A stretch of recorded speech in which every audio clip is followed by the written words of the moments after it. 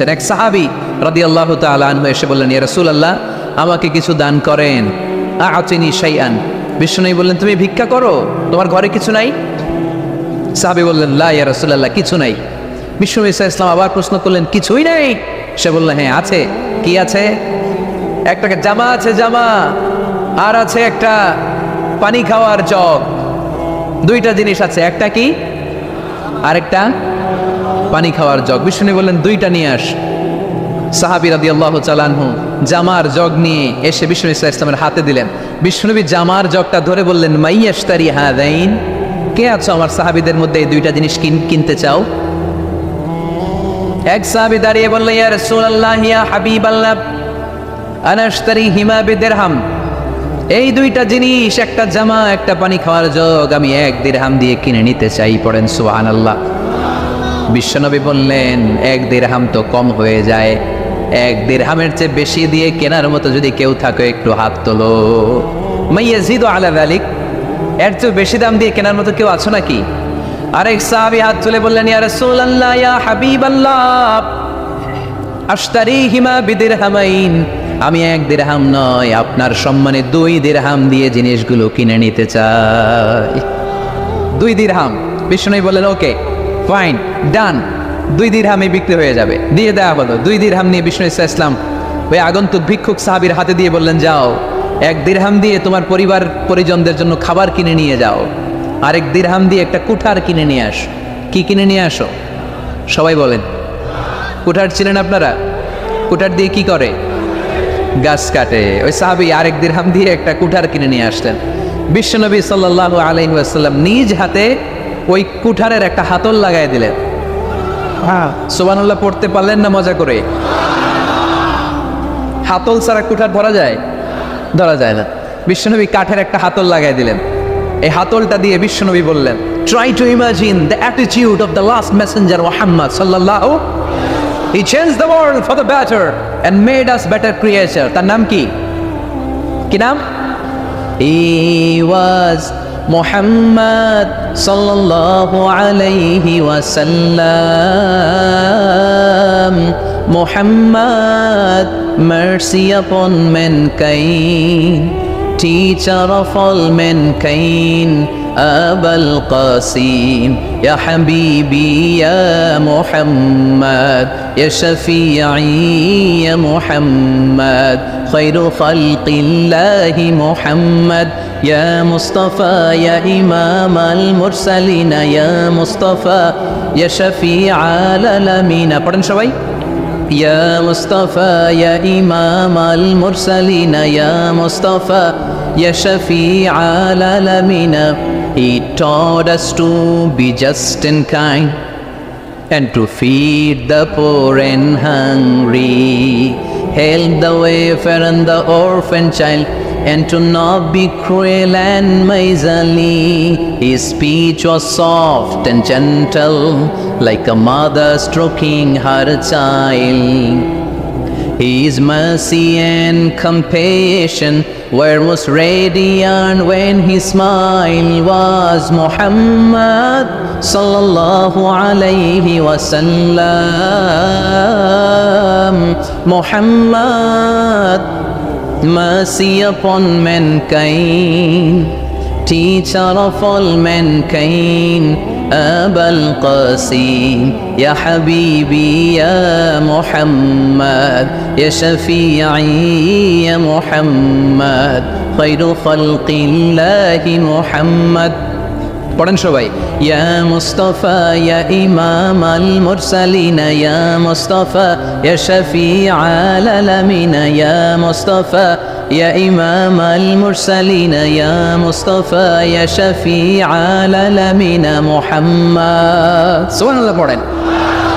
He was Muhammad sallallahu alayhi wa sallam. বিশ্বনবী নিজ হাতে ওই সাহাবীর কুঠারের ভেতরে একটা হাতল লাগাই দিলেন। ঘটনা মনে আছে নাকি নাশিদ শুনে ভুলে গেছেন? ঘটনা মনে আছে সবার? তিনি হাতল লাগাই দিলেন আর বললেন, যাও, গায়ে শক্তি আছে, তাগড়া যুবক, এই কুঠার নিয়ে জঙ্গলে যাও, জঙ্গলে যে কাঠ কাটো, লাকড়ি বানাও, বাজারে যে বিক্রি করো, লা ইয়াহতাতিবা আহাদুকুম হাজমাতান ফি যাহরিহি খায়রুম মিন আই ইয়াসআলা আহাদান ফায়ু'তিয়াহু আও ইয়ামনাহু।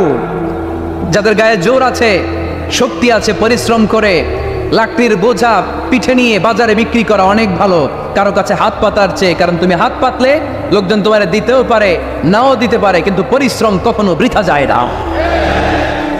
What is the moral of the story? রাসূল সাল্লাল্লাহু আলাইহি ওয়াসাল্লামের এই প্রফেটিক স্টোরি থেকে আমাদের শিক্ষা কি? বিশ্বনবী বললেন, যাও কাঠ কেটে নিয়ে আসো। লা উরিদু আন আরাকা 15 আইয়াম, সামনের 15 দিন আমি যেন আমার চোখ দিয়ে তোমার আমার আশেপাশে ঘুরঘুর করতে না দেখি। সাহাবী চলে গেলেন, কাঠ কাটতে আরম্ভ করলেন, বাজারে বিক্রি করতে আরম্ভ করলেন। 15 দিনের ব্যবধানে 10 দিরহাম নিয়ে বিশ্বনবীর দরবারে ওই সাহাবী হাজির হয়ে গেলেন। 10 দিরহাম নিয়ে হাজির হয়ে গেলেন। এসে বললেন, ইয়া রাসূলুল্লাহ, ইয়া হাবিবাল্লাহ, আমি আর দরিদ্র নাই, আমি আর ভিক্ষা করি না, আমি নিজের পায়ে দাঁড়িয়েছি, আমি স্বাবলম্বী হয়েছি, আমি অন্যান্য খেটে খাওয়া মানুষের মতো এখন উপার্জন করে আমার ফ্যামিলির চাহিদা মিটাই। পড়েন সুবহানাল্লাহ। What is the moral of the story? এই প্রফেটিক স্টোরি থেকে আমাদের জন্য শিক্ষা হচ্ছে, বিষ্ণু ঈসা ইসলাম চাইলেই ওই 2 দিরহাম দিয়ে বলতে পারতেন, যাও এটা দিয়ে খাবার কিনে খাও। দুপুরবেলা খাইতো, রাত্রেবেলা আবার যাকাতের লাইন ধরতো। কথা কন? তার মানে বিষ্ণু ঈসা ইসলাম কাজের প্রতি উৎসাহিত করেছেন। 2 নম্বর লেসন বা শিক্ষা হচ্ছে, বিশ্বনবী সাল্লাল্লাহু আলাইহি ওয়াসাল্লাম পার্মানেন্ট সলিউশন করে দিয়েছেন, স্থায়ী সমাধান। ঠিক কিনা? আমরা প্রায় যাকাতের শাড়ি দেই, লুঙ্গি দেই, আছে না নাই? আলহামদুলিল্লাহ আপনাদের গাজীপুরে বোধহয় এগুলো নাইটাই, এখানে নাই, আছে। যদি থেকে থাকে এই ট্র্যাডিশন আপনারা বন্ধ করবেন। যাকাতের শাড়ি বলতে কোনো শাড়ি নাই, যাকাতের লুঙ্গি বলতে কোনো লুঙ্গি নাই। কারণ যাকাতের শাড়ি আর যাকাতের লুঙ্গি যদি আপনি বিতরণ করেন, আর সামান্য সয়াবিন তেল আর চাল ডাল যদি আপনি প্যাকেট করে দিয়ে দেন, তাহলে 1 মাস পরে আবার যে সে আরেক জায়গায় যাকাতের লাইনে দাঁড় হয়ে যাবে। চিল্লা এখন, ঠিক কিনা? এজন্য আপনাকে পার্মানেন্ট সলিউশনের ব্যবস্থা করতে হবে। আমি সব জায়গায় বলি যে প্রতিটি জেলার বিজনেস ম্যাগনেট যারা আছেন, তারা সবাই মিলে একটা জাকাত ম্যানেজমেন্ট প্ল্যাটফর্ম গড়ে তুলুন। সেখান থেকে এমনভাবে জাকাত দিন যাতে মানুষ স্বাবলম্বী হতে পারে। স্বাবলম্বী বাড়ানোর জন্য, দারিদ্র বিমোচনের জন্য জাকাত এসেছে, জাকাতের শাড়ি লুঙ্গি বিতরণের জন্য নয়। আর জাকাতের শাড়ি এত পাতলা, মশারি কি পাতলা, এর চেয়েও পাতলা। দেখছেন কখনো? এটারে একবার ধোয়ার পরে দ্বিতীয়বার পরা যায় না। একবার ধোয়ার পরে শাড়ির দিকে তাকাইলে শাড়ি আমনের দিকে বেশকি মেরা থাকো। কথা বলেন, ঠিক কিনা? এইভাবে শাড়ি লুঙ্গি দেওয়া যাবে? এভাবে তো শাড়ি লুঙ্গি বিতরণ করলে যারা লাইন ধরে জাকাত নিতে আসলো, এই আল্লাহর বান্দাদেরকে অপমান করা হয়। আর আল্লাহ বললেন, ওয়ালাকাদ কাররামনা বানি আদম, আমি পুরো বানি আদমকে সম্মানিত করেছি। ফেরেশতার সম্মান বেশি না মানুষের? বুঝে শুনে বললেন, কার? তুমি মাটির আদমকে প্রথম সৃষ্টি করিয়া ঘোষণা করিয়া দিলে শ্রেষ্ঠ বলিয়া, তাই তো নূরের ফেরেশতা করে আদমকে সেজদা। সুবহানাল্লাহ পড়েন। তাই তো নূরের ফেরেশতা করে আদমকে সেজদা, সবার চেয়ে সম্মান দিলে মাটির আদমকে। পড়েন, আল্লাহু আল্লাহু তুমি জাল্লে জালালুহু, শেষ করা তো যায় না গে তোমার গুণগান। আল্লাহু আল্লাহু, সুবহানাল্লাহ পড়েন। আহা, মানুষের মর্যাদা সবচাইতে বেশি। এজন্য যাকাত যারা নিতে আসে তাদেরকে অপমান করা যাবে না। এর কারণ, যাকাত দিয়ে আপনি কোনো করুণা করেননি, বরং ওরা যাকাত নিয়ে আপনাকে এই ফরজ ইবাদত করার সুযোগ করে দিয়ে আপনার প্রতি করুণা করে গিয়েছে। আওয়াজ করে বলেন, ঠিক কি না? অনেকে মনে করে আমি যাকাত দিয়ে আমি মনে দয়া করছি, আমি মনে হয় করুণা করছি। আচ্ছা, যারা গরিব ওরা যদি যাকাত না নেয়, ওর সমস্যা আছে? নিমু না জাকাত। কিন্তু আমি যদি বলি দিমু না, আমার খবর আছে না নাই? আমার জন্য দেয়া ফরজ, ওর জন্য নেয়া ফরজ না। তাই আমি দিয়ে করুণা করিনি, ও আমার কাছ থেকে যাকাত নিয়ে জাহান্নামের আগুন থেকে আমাকে বাঁচিয়ে ও আমাকে দয়া দেখিয়েছে।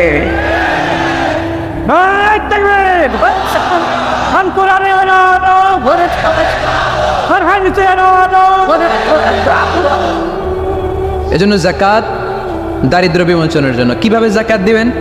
আপনি যাকাতের টাকা দিয়ে খেয়াল করবেন, একটু ক্রস চেক করে নিতে হবে, ডবল চেক করে নিতে হবে। যেই ফ্যামিলিতে যাকাত দিবেন কর্মক্ষম উপার্জনের মতো করতে পারে এরকম ছেলে আছে কিনা, থাকলে ওর একটা অটো রিক্সা কিনে দেন, সিএনজি কিনে দেন। ওই সিএনজি চালিয়ে ওর ফ্যামিলিটা দিব্যি চলে যাবে, ঠিক কিনা? ওর একটা অস্ট্রেলিয়ান গাভী কিনে দেন, ওই গাভীর দুধ বিক্রি করে ফ্যামিলিটা স্বাবলম্বী হয়ে যাবে, ঠিক কিনা? লক্ষ্মীপুরে আমি ওয়াজ করলাম, বললো হুজুর আমরা এইভাবে একটা যাকাত ম্যানেজমেন্ট প্ল্যাটফর্ম গড়ে তুলেছি। এখানে আমরা টাকা জমিয়ে জমিয়ে আমাদের এলাকার যে সমস্ত ছেলেগুলো কর্মক্ষম, তাদের ঘরে টাকা পয়সা নাই, আমরা জাকাতের টাকা দিয়ে ওদেরকে প্রবাসী বানিয়ে দেই, বিদেশে পাঠিয়ে দেই। ওর কষ্ট অর্জিত সম্পদ দিয়ে ওর ফ্যামিলি এখন দেদারসে চলছে, কোনো জাকাতের লাইনে যে তারা নিজেদেরকে আর অপমান বোধ করছে না। এইভাবে জাকাত দিতে হবে। দিলটার একটু খোলেন, হাতটার একটু খোলেন, তাহলে হৃদয়টারে খুলে দিবে কে? দে জাকাত, দে জাকাত তোরা দে রে জাকাত, দে জাকাত, দে জাকাত তোরা দে রে জাকাত, তোর দিল খুলবে পরে আগে খোলো খাত, দে জাকাত, দে জাকাত তোরা দে রে জাকাত। পড়ে নাবেন। এই জাকাতের মাধ্যমে আমরা আমাদের বাংলাদেশকে স্বাবলম্বী করতে চাই। রাজি আছেন সবাই? সংঘবদ্ধ প্রচেষ্টায় জাকাত আদায় করতে রাজি আছেন? বিশ্বনবী সাল্লাল্লাহু আলাইহি ওয়াসাল্লাম চাইলেই 2 দিরহাম দিয়ে বিদায় করে দিতে পারতেন, কিন্তু বিশ্বনবী সাল্লাল্লাহু আলাইহি ওয়াসাল্লাম তাকে কাজের প্রতি উৎসাহিত করলেন, পার্মানেন্ট সলিউশন দিলেন। এর জন্য অলসতার সাথে ইসলামের কোনো সম্পর্ক আছে? আওয়াজ করে বলেন, অলসতার সাথে সম্পর্ক আছে? অলসতাকে যেন আজকে আমরা কি বলে দিছিলাম? ভুলে গেছি। আরো জোরে। অলসতাকে আজকে আমরা নো বলে দিচ্ছি, আমরা কর্মক্ষম। আরে অলস তো হয় মুনাফিকেরা, অলস হয় কারা? وَإِذَا قَامُوا إِلَى الصَّلَاةِ قَامُوا كُسَالَى يُرَاءُونَ النَّاسَ وَلَا يَذْكُرُونَ اللَّهَ إِلَّا قَلِيلًا। সুবহানাল্লাহ পড়েন। মুনাফিকরা যখন নামাজে দাঁড়ায় অলস হয়ে দাঁড়ায়, সোজা হয়ে দাঁড়ায় না। মসজিদে নববীর কাতারগুলোর মধ্যে মুমিনদের সাথে যখন মুনাফিকেরা দাঁড়াতো, অলসের মতো দাঁড়াতো, দেয়ালের মধ্যে হেলান দিয়ে দাঁড়াতো। এরকম আছে না অনেকে অলস? কিন্তু আমরা যারা মুমিন, আমরা নামাজে দাঁড়ালে কি আমাদের হৃদয়ে অলসতা আসে নাকি হৃদয়টা সজীব হয়ে ওঠে? আমাদের হৃদয়কে নামাজে দাঁড়ালে সজীব করে দেয় কে? কিন্তু শয়তানু আলা কাফিয়াতি রাসি আহাদিকুম ইযা হুয়া নাম। আমরা যখন রাতে ঘুমোতে যাই, শয়তান আমাদের মাথার পিছনে অলসতার 3টা গিট মারে। কি মারে? এই যে রশি দিয়ে এরকম বাঁধে, যে এটার গাজীপুরে আপনারা কি বলেন? গিট্টু। হ্যাঁ, গিট্টু। আচ্ছা, তো শয়তান আমরা যখন ঘুমোতে যাই, আমাদের মাথার পেছনে অলসতার 3টা গিট্টু মারে। আমরা যখন ঘুম থেকে উঠে ফাইনিস্তাইকাযা ওয়া যাকারাল্লাহ, ঘুম থেকে ওঠার দোয়া পড়ে আলহামদুলিল্লাহিল্লাযী আহইয়ানা বা'দা মা আমাতানা ওয়া ইলাইহিন নুশুর, আমরা ঘুমালে 3টা গিট্টু মেরে শয়তান একটা মন্ত্র পড়ে দেয়, আলাইসা লাইলুন তাওয়িলুন ফারকুদ। আরে ঘুমা, অনেক লম্বা রাত। আরে ঘুমা, অনেক লম্বা রাত। আরে আরামসে ঘুম মার, অনেক লম্বা রাত। এই মন্ত্র পড়ে 3টা গিট মারে। আমরা যখন ঘুম থেকে উঠে ঘুমের দোয়া পড়ে ফেলি, একটা গিট্টু খুলে দেয় কে? আবার ঘুম থেকে উঠে দোয়া পড়ার পরে ফাইদা তাওয়াত্তা ইন হাল্লাত উকদা, ওয়াশরুমে ঢুকে ইস্তেনজা করে যখন আমরা ওযু করে ফেলি, অলসতার 2য় গিট্টু খুলে দেয় কে?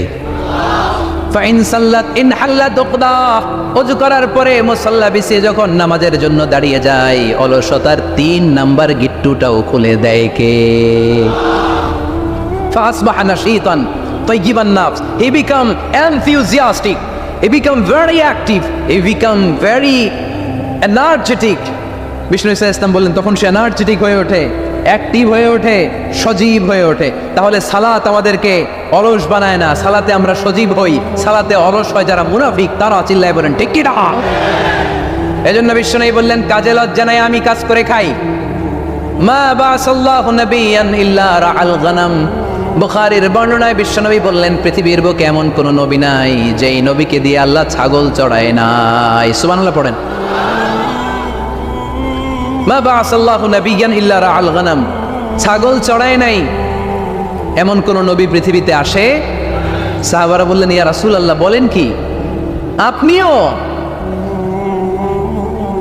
আপনিও আপনিও ছাগল চড়িয়েছেন? বিষ্ণু বললেন নাম, নাম আমিও।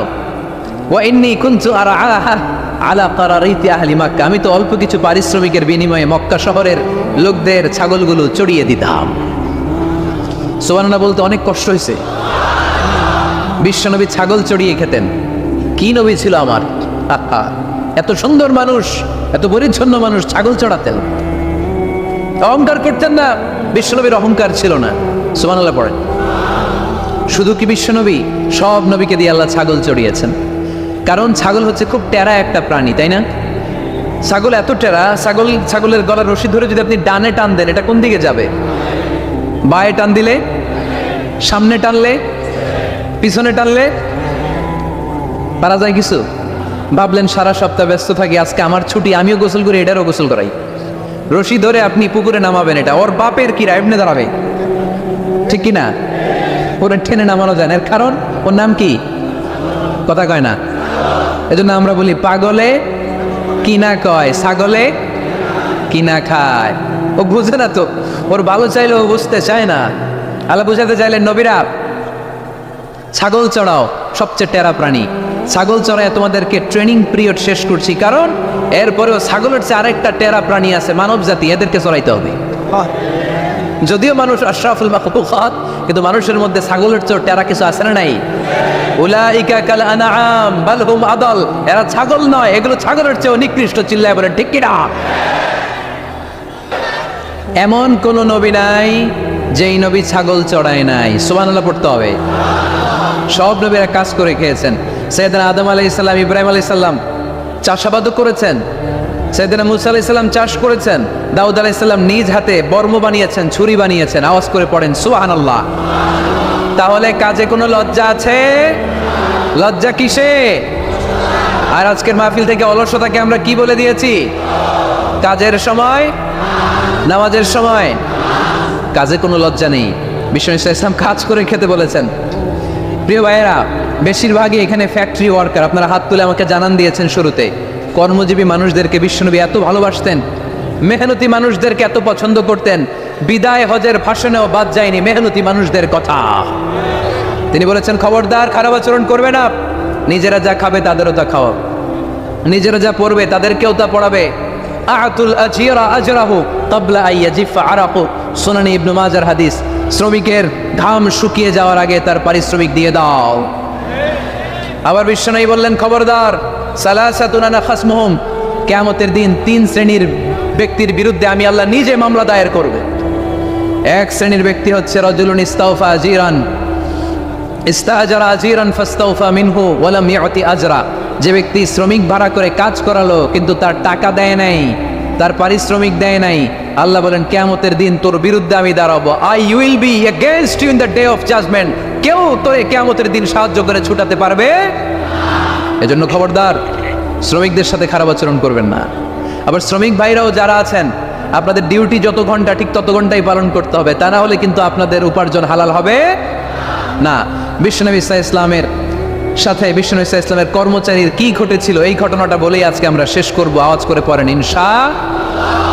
আমরা অনেকে মাইক পেলে বড় বড় ভাষণ দেই, কাজের মেয়েদের সাথে খারাপ আচরণ করবেন না, শ্রমিকদের অধিকার, নারীদের অধিকার, বড় বড় এরকম বক্তব্য আছে না নাই?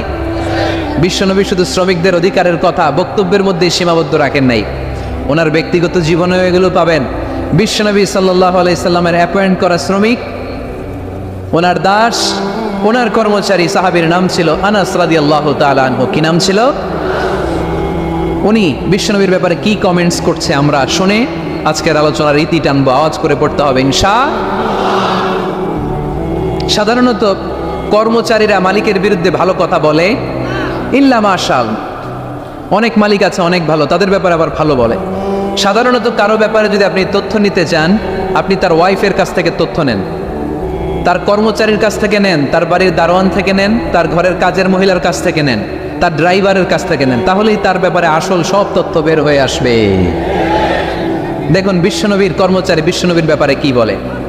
সাহাবীর নাম সবাই বলতে হবে, সাহাবীর নাম রাদিয়াল্লাহু তাআলা আনহু। উনি বললেন বিশ্বনবী যখন মক্কা থেকে মদিনায় হিজরত করলেন, হাজার হাজার মদিনাবাসী বিশ্বনবীর সাথে দেখা করতে গেল। যারাই দেখা করে সবাই বিশ্বনবীর হাতে কিছু না কিছু হাদিয়া দেয়, যারাই দেখা করে হাতে করে বিশ্বনবীর হাতে কিছু না কিছু দিয়ে দেয়। সুবহানাল্লাহ পড়ে।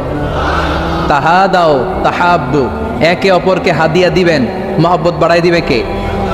হাজব্যান্ড স্ত্রীকে গিফট করবেন, স্ত্রী আবার হাজব্যান্ডকে গিফট করবেন, বন্ধু বন্ধুকে গিফট করবেন, গার্লফ্রেন্ড আবার বয়ফ্রেন্ডের গিফট করতে যায় না, তাহলে ভেজাল আছে না নাই? চেক এন্ড ব্যালেন্স করতে হবে। আমি প্রায় বলি ভালোবাসবেন জায়গা মতো, স্ত্রীকে ভালোবাসলেও সওয়াব আছে না নাই? স্ত্রীর সাথে অন্তরঙ্গ সময় কাটালেও সওয়াব আছে না নাই? কিন্তু এই সময় যদি শালীর সাথে কাটান, ঝামেলা আছে না নাই? ভাবির সাথে কাটালে ভেজাল আছে না নাই?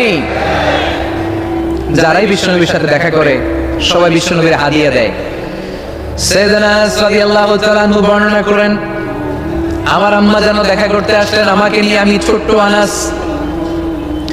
আমার আম্মা জান দেখলেন, লাম ইউবকি রাজুলুন ওয়ালা ইমরাআতুন মিনাল আনসার ইল্লা আতহাফাকা বিতুহফাতিন ইয়া রাসূলুল্লাহ।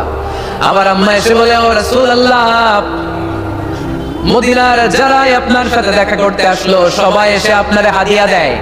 ওয়া ইন্নী লা আকদিরু আলা মা উতহিকুকা বিহি। ও নবী, আমার তেমন কোনো সাধ্য নাই যে আমি আপনারে হাদিয়া দেব, আমার কাছে কোনো টাকা পয়সা নাই। ছোট্ট ছেলে আনাস নিয়ে এসে বলে, ইয়া রাসূলুল্লাহ, মদিনার সব লোকের আপনার সাথে দেখা করে আর হাদিয়া দেয়, আমি গরিব মানুষ, আমি আপনারে কি হাদিয়া দেব গো নবী? আমার তো হাদিয়া দেওয়ার মতো কিচ্ছু নাই। ইল্লা ইবনি আদা, আমার নার্সেরা দন, আমার কলিজার টুকরা সন্তান এই আনাস ছাড়া আমি আমার কলিজার টুকরা সন্তান আনাসরেই আপনারে হাদিয়া দিয়ে দিলাম। খুদ আদা, ইয়া রাসূলুল্লাহ, আমার সন্তান আনাসকে আপনি নেন। ইয়াখদুমুক মা বাদালাক, সে যদ্দুর পারে আপনারে খেদমত করবে।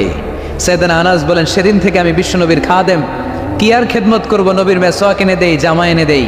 10 বছর খেদমত করার পরে বিশ্বনবীর খাদেমের মুখে শুনুন বিশ্বনবী কেমন আচরণ করতেন সাইয়েদনা আনাস রাদিয়াল্লাহু তাআলা আনহুর সাথে। সাইয়েদনা আনাস বলেন, খাদিমতু রাসূলুল্লাহি 10 সিনিন, 10টি বছর আমি আমার বিশ্বনবীর পেয়ারা নবীর খেদমত করলাম। ফামা দারাবানি, একদিনের জন্য বিশ্বনবী আমার গায়ে হাত তোলে নাই, পড়েন সুবহানাল্লাহ। ওমা সাব্বানি, একদিনের জন্য আমার গালি দেয় নাই, বকা দেয় নাই। ওমা আবাসা ফি ওয়াজহি, একদিনের জন্য বিশ্বনবী বিরক্তির চেহারা নিয়ে আমার দিকে তাকায় নাই, ব্রু কুচকে এরকম আমার দিকে তাকায় নাই। আমরা রেগে গেলে, বিরক্ত হলে কি করি? আমাদের ব্রুগুলো কুচকে যায়। আনাস রাদিয়াল্লাহু তাআলা আনহু বললেন, একদিনের জন্য আমার পিট্টি দেয়া তো দূরের কথা, আমাকে পিটানি দেয়া তো দূরের কথা, আমাকে মারে নাই, আমাকে গালি দেয় নাই, কোনোদিন আমার দিকে বিরক্তির সাথে তাকায় নাই। ওয়ালা ক্বালা লি লিমা সানাআতা ওয়ালা লিমা লা সানাআতা, কোনোদিন এও বলে নাই, আনাস এটা কেন করলা, ওইটা কেন করো নাই। চিৎকার করে পড়েন সুবহানাল্লাহ। এজন্য বিশ্ব নবীর মতো আমাদেরকে আমাদের শ্রমিকদের সাথে, অধীনস্থ কর্মচারীদের সাথে আচরণ করতে হবে। রাজি আছি তো সবাই? ইন্তেকালের আগে বিশ্বনবী সাল্লাল্লাহু আলাইহি সাল্লাম 2টা কথা বললেন। কয়টা? 1 নম্বরে বিশ্বনবী সাল্লাল্লাহু আলাইহি সাল্লাম বললেন, আসসালাত, আসসালাত, নামাজ, নামাজ, উম্মতেরা নামাজ, নামাজ ছেড়ে দিও না। 2 নম্বরে বিশ্বনবী বললেন, ওয়ামা মালাকাত আইমানুকুম, খবরদার অধীনস্থ কর্মচারীদের সাথে খারাপ আচরণ করো না।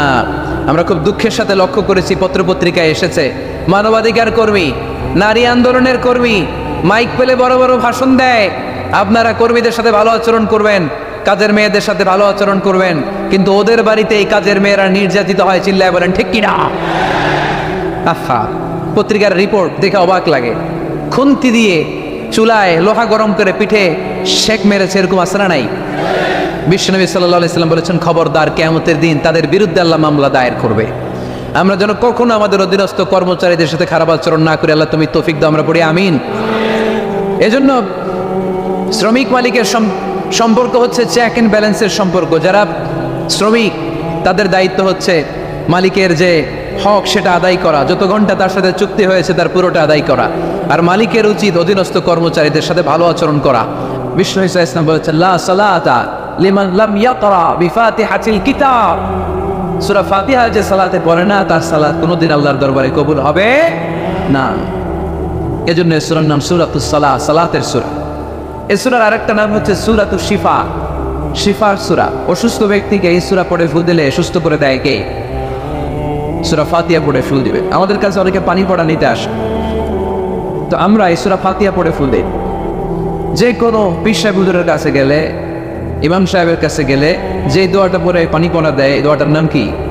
সূরা ফাতিহা। দেখবেন হুজুর সব কথা বলতেছে আওয়াজ করে, দোয়াটা ফিসফিস করে পড়ে, কারণ আপনি শুনে ফেলাইলে হুজুরের খাওয়া নাই, ঠিক কিনা?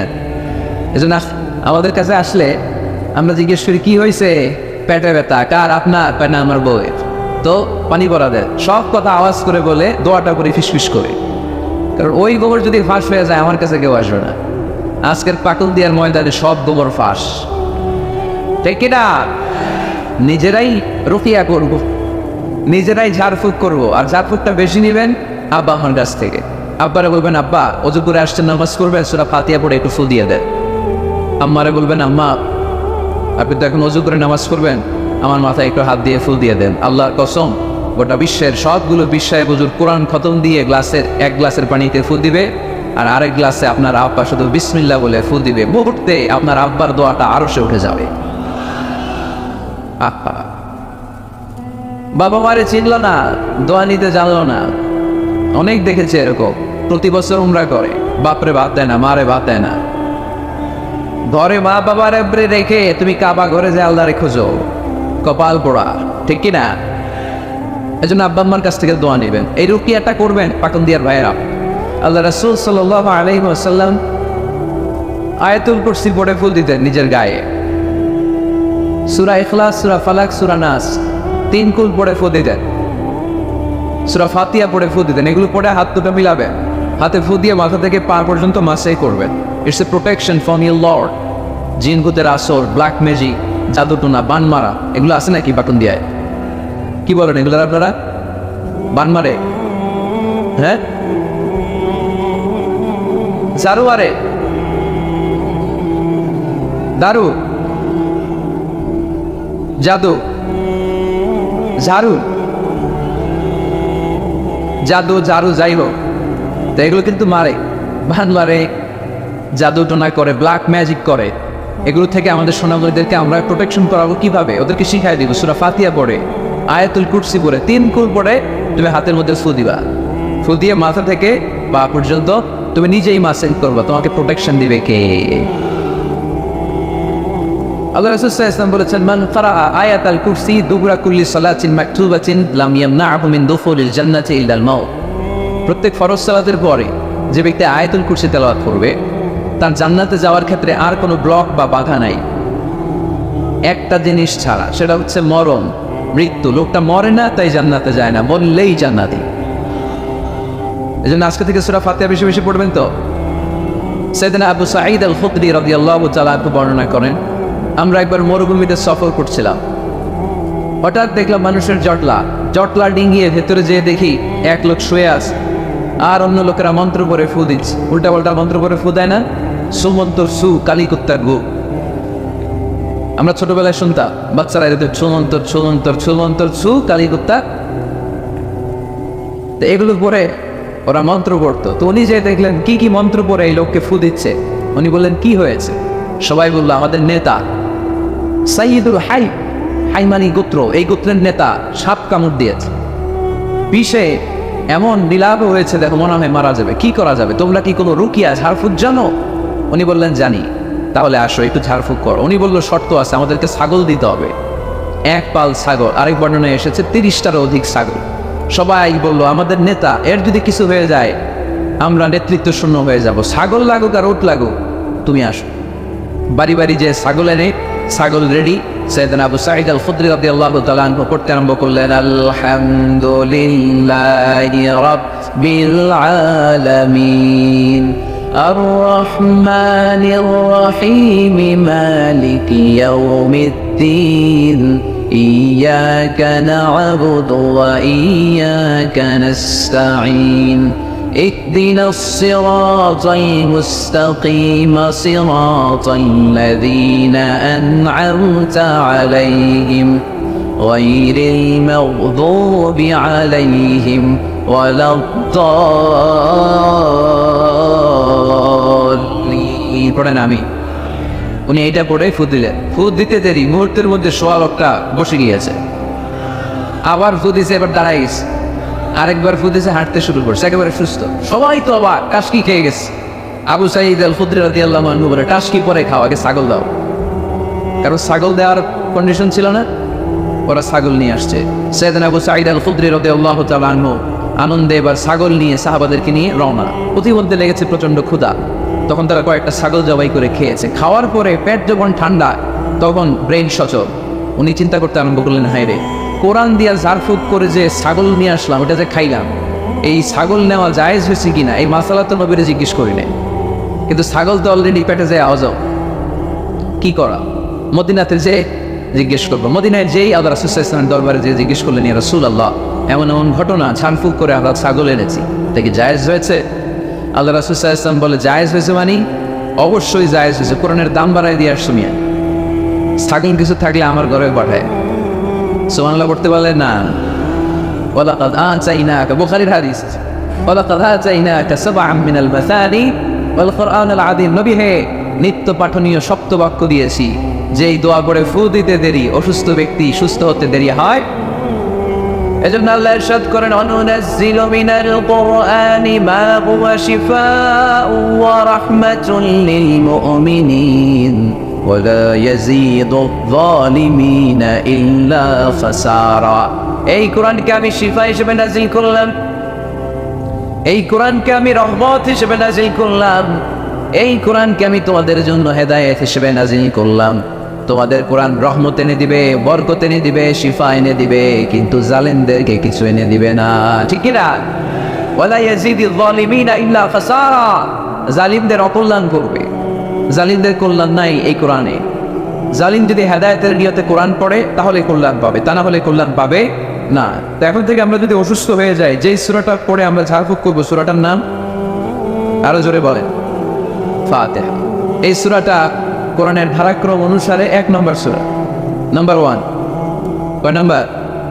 1 নম্বর। এই সূরাটা মক্কাতুল মুকাররমায় নাযিল হয়েছে, তাই এটি মাক্কি সূরা। কি সূরা? মাক্কি সূরা। এই সূরার আয়াত সংখ্যা 7টি। কয়টি? এবার আমি প্রশ্ন করব, আপনারা উত্তর করবেন আওয়াজ করে। সূরার নাম, ক্রমিক নাম্বার, আয়াত সংখ্যা। সূরাটা মাদানী। কি সূরা? মনে থাকবে তো? আসলে প্রতিদিন এই সূরাটা পড়ি, এই সূরাটার তাৎপর্য কি, মর্মবাণী কি আমাদের জানার দরকার আছে না? কিন্তু আমরা অনেকেই জানি না। জানি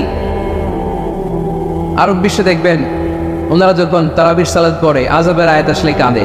পাকুন দিয়ে আপনারা কাঁদেন? জান্নাতের আয়াত আসলে দরাজ গলায় তেলাওয়াত করে। আপনারা কি করেন? আমরা করি না। কারণ ওনারা কি পড়ছেন সেটা তাৎপর্য আর মর্মবাণী ওনারা অনুভব করছেন। গত বছরের আগের বছর না, গত বছর আমি হজে শাইখ আব্দুর রহমান সুদাইসির পেছনে নামাজ পড়লাম। উনি যখন সূরা কুরাইশ তেলাওয়াত করছেন, ফালিয়াবুদু রাব্বা হাযাল বাইত, এটা বলে তিনি কেঁদে দিলেন। কারণ উনি অর্থ বুঝতে পেরেছেন, আয়াতের অর্থ ফালিয়াবুদু রাব্বা হাযাল বাইত, এই কাবা ঘরের মালিক আল্লাহর ইবাদত করো, এই ঘরের রবের ইবাদত করো। আর ওই ঘরের সামনে দাঁড়িয়ে উনি ইমাম, উনি ওই ঘরের সামনেই দাঁড়ান আর করতেছে এই ঘরের রবের ইবাদত করো। এটা যখন অনুভব করলেন, উনি আর নিজেকে ধরে রাখতে পারলেন, উনি কান্না জুড়ে দিলেন। উনার পেছনে আমরাও কাঁদতে লাগলাম, কারণ ইমাম যেদিকে মুসল্লিও সেদিকে, উনিও কাঁদে আমরাও কাঁদি, কারণ অর্থ বুঝতেছি তো। আবার জান্নাতের আয়াত আসলে এমন সুরের ঝংকার তুলে তিনি তেলাওয়াত করে, মনে হচ্ছে যেন এখনই উপর থেকে রহমত নাজিল হচ্ছে। ঠিক কি না?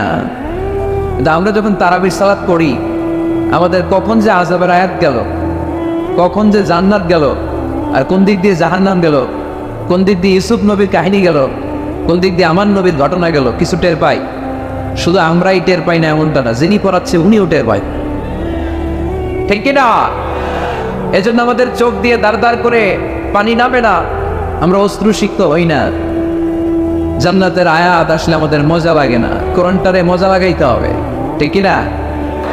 আর তাজেরা সাদুকুল আমিন মা'আন নাবিয়্যিন ওয়াস সিদ্দীকিন ওয়াশ শুহাদাই ওয়াস সালিহিন, আমানতদার সত্যবাদী ব্যবসায়ী কিয়ামতের দিন নবীদের সাথে, শাহীদদের সাথে, সিদ্দীকিনদের সাথে, সৎ কর্মশীল ব্যক্তিদের সাথে দাঁড়িয়ে যাবে। চিৎকার করে পড়েন সুবহানাল্লাহ। এজন্য নতুন নতুন যত আইডিয়া আছে এগুলো আমাদের মাথা থেকে বের করতে হবে, তাহলেই আমাদের ব্যবসায় বরকত দিবে কে? সম্মানিত সুধী, তাই বলছিলাম আমরা নিজের পায়ে দাঁড়াতে চাই, আমরা কিছু করে দেখাতে চাই, আমরা স্বাবলম্বী হতে চাই, পরিশ্রম করতে হবে। পরিশ্রমের কোনো বিকল্প নেই। There is no alternative way to struggle. Struggle তোমাকে করতেই হবে। কেউ তোমাকে তোমার জন্য স্পেস তৈরি করে দিবে না। এই পৃথিবীতে কেউ কাউকে জায়গা দেয় না, এই পৃথিবীতে এসে জায়গা করে নিতে হয়। চিৎকার দিয়ে বলো ঠিক কিনা? হুঙ্কার দিয়ে পৃথিবীবাসীকে জানিয়ে দিতে হয় আমি এসেছি। মায়ের পেট থেকে যখন আমরা বেরোই, আমরা কি বলি? ওয়াও ওয়াও বলে নিজের অস্তিত্বের জানান দেই যে আমি এসেছি, এই পৃথিবীতে আমি জায়গা করে নিতে এসেছি। Life is not a bed of roses. এই পৃথিবী ফুলের বিছানো সজ্জা নয়। এখানে কষ্ট করতে হবে, পরিশ্রম করতে হবে, ঘাম ঝরাতে হবে। পরিশ্রমের ঘামে যে লোনা পানি থাকে, ওই লোনা পানিতে জন্ম নেয় সফলতার বীজ। এজন্য পরিশ্রম করতে হবে। সব নবীরা পরিশ্রমী ছিলেন। সব নবীরা কাজ করেছেন। সূরা জুমার এই 10 নম্বর আয়াতে আল্লাহ তাআলা আমাদেরকে মোটিভেট করে শিখাতে চেয়েছেন যে স্বাবলম্বী হও, নিজের পায়ে দাঁড়াও, কাজের সময় কাজ, নামাজের সময় নামাজ। আজকে এই স্লোগানটা এই মাহফিলের শুরুতে, মাঝখানে, শেষে বারবার বলে আমরা মুখস্থ করে নিয়ে যাব। কাজের সময়, সবাই বলেন নাই তো? সবাই বললে তো এই প্যান্ডেল কাঁপতে শুরু করবে। কাজের সময় এইভাবে আওয়াজ করতে হবে, পারা যাবে? নামাজের সময়, কাজের সময়, নামাজের সময়, সিনেমা দেখার সময় দেখা যাবে না? কাজের সময়, নামাজের সময়, এটা মনে থাকবে? মুখস্থ করা যাবে তো? আল্লাহ রাব্বুল ইজ্জা সূরাতুল জুমার 10 নম্বর আয়াতে মূলত আমাদেরকে এই মেসেজটাই দিতে চেয়েছেন। কাজের সময় কাজ, নামাজের সময়। فَإِذَا قُضِيَتِ الصَّلَاةُ فَانتَشِرُوا فِي الْأَرْضِ وَابْتَغُوا مِنْ فَضْلِ اللَّهِ واذكروا الله كثيرا لعلكم تفلحون। সুবহানাল্লাহ পড়েন। আল্লাহ বললেন যখন তোমাদের নামাজ শেষ হয়ে যায়, ফাইদা কুদিয়াতিস সালাতু, যখন সালাত শেষ হয়ে যায়, ফান্তাশিরু ফিল আরদি, জমিনে ছড়িয়ে পড়ো, ওয়াবতাগু মিন ফাদলিল্লাহ, আল্লাহর দেয়া ফজল তালাশ করো, রিজিক তালাশ করো, ওয়াযকুরুল্লাহা কাসীরান, আল্লাহর জিকির বেশি বেশি করো, লাআল্লাকুম তুফলিহুন, তোমাদেরকে সফল বানায়া দিবে কে? সিস্টেমটা খেয়াল করেন। ফাইদা কুদিয়াতিস সালাহ, যখন সালাত শেষ, ফান্তাশিরু ফিল আরদ, when you are done with your salah, spread out to your workplace, তোমার কাজের জায়গায় চলে যাও। নাকি মসজিদে বসে থাকবেন? নামাজ শেষে কি করতে হবে? কাজের জায়গায় চলে যেতে হবে। এটা ইসলামের নিয়ম, এটা বিশ্বনবীর সুন্নাহ, এটা আল্লাহর দেয়া পদ্ধতি। ফাইদা কুদিয়াতিস সালাতু, যখন সালাত শেষ হয়ে যাবে, ফান্তাশিরু ফিল আরদ, জমিনে ছড়িয়ে পড়ো, ওয়াবতাগু মিন ফাদলিল্লাহ, আল্লাহর রিজিক তালাশ করো। জমিনের মধ্যে আল্লাহর ফাদাল আছে, রিজিক আছে, এই রিজিকগুলো তালাশ করো। মসজিদে বসে থাকলে এই ফদল বা রিজিক কি পাওয়া যাবে? যাবে না। মসজিদে ঢুকলে রহমত পাওয়া যায়। গাজীপুরের ভাইয়ের আওয়াজ তুলে বলেন, মসজিদে ঢুকলে কি পাওয়া যায়? এজন্য মসজিদে যখন আমরা ঢুকি, কোন পা দিয়ে ঢুকি? ডান পা দিয়ে ঢুকেই আমরা বলি আল্লাহুম্মা ফতাহলি আবওয়াবা রাহমাতিক, O Allah open for us the door of your mercy, আল্লাহ আমাদের জন্য আপনার সব রহমতের দরজাগুলো খুলে দেন। কারণ মসজিদে ঢুকলেই রহমত দেয় কে? আর মসজিদ থেকে যখন বের হই তখন রহমত নয়, তখন পাওয়া যায় ফদল। যে ফদলের কথা আল্লাহ ইয়াতে বললেন, ওয়াবতাগু মিন ফাদলিল্লাহ, এই ফদল মানে হচ্ছে রিজিক। তাই মসজিদ থেকে যখন বেরোই, কোন পা দিয়ে বেরোই? আর কি দোয়া পড়ি? আওয়াজ করে বলেন, আল্লাহুম্মা ইন্নী আসআলুকা মিন ফাদলিক, মানে হে আল্লাহ, আমি আপনার কাছে আপনার ফদল চাই, রিজিক চাই। দুনিয়ার কেউ রিজিক দিতে পারে না, রিজিক দিতে পারে কে? এই রিজিক আমি আপনার কাছে চাই।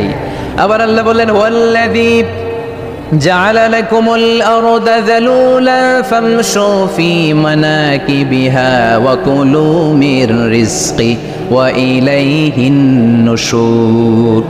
তিনি তো এমন সত্তা যিনি তোমাদের জন্য জমিনটারে বানিয়েছেন সাহালাতুল মাসালিক, সহজে হাঁটা যায়, চলা যায়, চারা বীজ রোপণ করা যায়, চাষাবাদ করা যায়।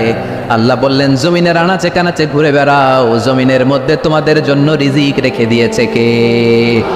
এই জমিনের সব জায়গায় রিজিক আছে। আপনি জমিনের পাহাড়ে যাবেন, পাহাড়েও রিজিক আছে। জানেন পাহাড়ে কি চাষ হয়? হ্যাঁ, জুম চাষ হয়। বাংলাদেশের পাহাড়ে জুম চাষ হয়, আর মালয়েশিয়ার পাহাড়গুলোতে সব চাষ হয়। মালয়েশিয়া একটা জায়গা আছে ক্যামেরুন হাইল্যান্ড, ভাই গেছিলেন নাকি? ৬,০০০ ফিট উপরে, ঠান্ডা, প্রচন্ড ঠান্ডা। আমি প্রায় যাই, ওখানকার চা বাগানের স্নিগ্ধ হাওয়া আমাকে টানে খুব, বাতাসটা খুবই ক্লিন, ভাল লাগে। ওই ক্যামেরুন হাইল্যান্ডে ৬,০০০ ফিট উপরে ওরা করেছে ফুলের বাগান, ফলের বাগান, চায়ের বাগান, স্ট্রবেরির বাগান, মধুর চাষ করে। আর এই ৬,০০০ ফিট উপরে এই ভেজিটেবলস আইটেমগুলো দিয়ে তারা পুরো মালয়েশিয়ার খাদ্যদ্রব্যের যত সংকট, সব সংকট তারা দূরীভূত করেছে। সুবহানাল্লাহ পড়েন। তো ওনারা পাহাড়ের উপর চাষ করে, আর আমরা সমতল জায়গায় চাষ করতে চাই না। চাষাবাদ করতে আমাদের লজ্জা লাগে। কি লাগে? যুবক ভাইয়েরা, কাজে কোনো লজ্জা নেই। কাজে কি নেই? পরিশ্রমে লজ্জা নেই। লজ্জা হচ্ছে অলসতায়, লজ্জা হচ্ছে অকর্মণ্যতায়। আমরা কাজ করে খেতে চাই, পরিশ্রম করে খেতে চাই। রাজি আছো সবাই? এখন অনেকে রুফ গার্ডেনিং করে। রুফ গার্ডেনিং মানে ছাদের, বাসার ছাদের উপরে কি সুন্দর পেঁপে গাছ, আম গাছ। আমি নিজে দেখেছি, নিজেরা খায়, আশেপাশের প্রতিবেশীদের সবাইকে দেয়, বাজারে বিক্রিও করে। নিউ আইডিয়া, রুফ গার্ডেনিং করো। তারপর একসাথে হাঁসের চাষ হয়, পানিতে হাঁসগুলো ভেসে বেড়ায়, আর নিচে মাছের চাষ হয়। এরকম অনেক যুবক আছে যারা এগুলো করে করে স্বাবলম্বী হয়েছে। আমরা এগুলো করতে চাই না, আমাদের লজ্জা লাগে। আমাদের হোটেলের মেসিয়ারি করতে লজ্জা লাগে, ছোট্ট ফুচকার দোকান দিতে আমাদের লজ্জা লাগে, কিন্তু বিশ্বনবীর ছাগল চড়াতে কোনো লজ্জা লাগতো না। কাজে কোনো লজ্জা আছে? লজ্জা কিসে তাইলে? অলসতায়। আওয়াজ করে বলো, লজ্জা কিসে? অলসতা করা যাবে না। অলসতাকে আজকের প্রোগ্রাম থেকে আমরা না বলে দিব। আমরা অলসতাকে বলে দিব নো। অলসতাকে আমরা কি বলবো? নো। আমরা অলস হতে চাই না, আমরা খেতে খেতে চাই, ঘাম ঝরাতে চাই। পরিশ্রমের ঘামের লোনা পানিতে জন্ম নেয় সফলতার বীজ। আমরা সফল হতে চাই, ঠিক কিনা? এজন্য অলসতা করা যাবে না, কাজ করতে হবে। আল্লাহ রাসূল সাল্লাল্লাহু আলাইহি ওয়াসাল্লাম এবং সাহাবারা আমাদেরকে কাজের প্রতি উৎসাহিত করেছেন। সাইয়েদনা ওমর ফারুক রাদিয়াল্লাহু তাআলা